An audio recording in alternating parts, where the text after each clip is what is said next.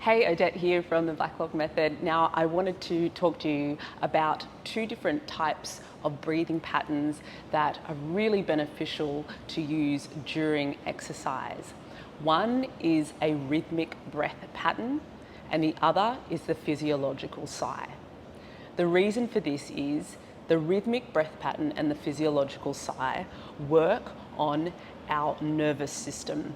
Now, a lot of people find themselves to be very rigid and locked in their movement patterns, not just because of the muscle, but because the emotional link to that pattern. So say if we're in an environment where we're stressed, where we're blocking, where we're in this crunched position, not just the muscles and the fascia are getting short, but the nervous system response or the emotional response is there.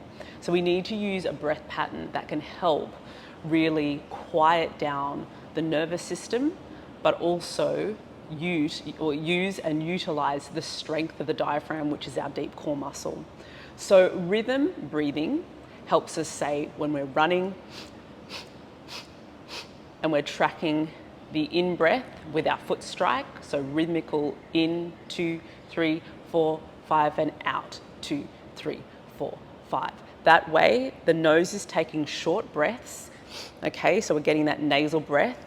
Then we're also helping the diaphragm expand in equal parts and retract instead of this upper chest breathing, which pulls us out of alignment and that hyperextension, so we don't have that core strength, which is really detrimental for runners. So using a rhythmic paced breath, we see it in Pilates, we go for our 100, in 2, 3, 4, 5, out 2, 3, 4, 5. So even when we're under contracting that core, we're still opening up the diaphragm.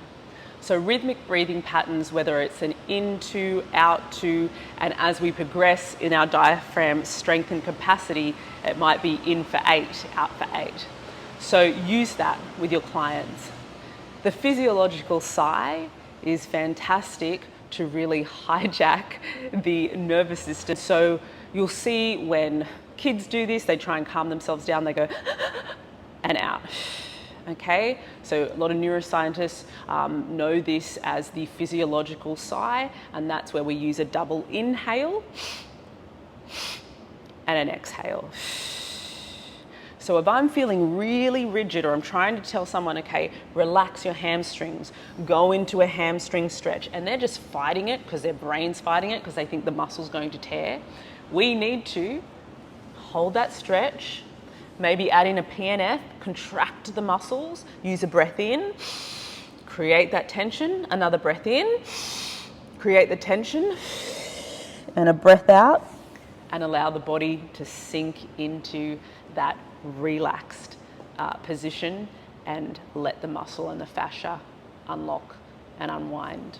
So try and use those two breath patterns with your clients to really benefit and help them, or use them for yourself if you're watching this and you want to really improve the flexibility, the length, the health of your fascia, and also the health and strength of your core.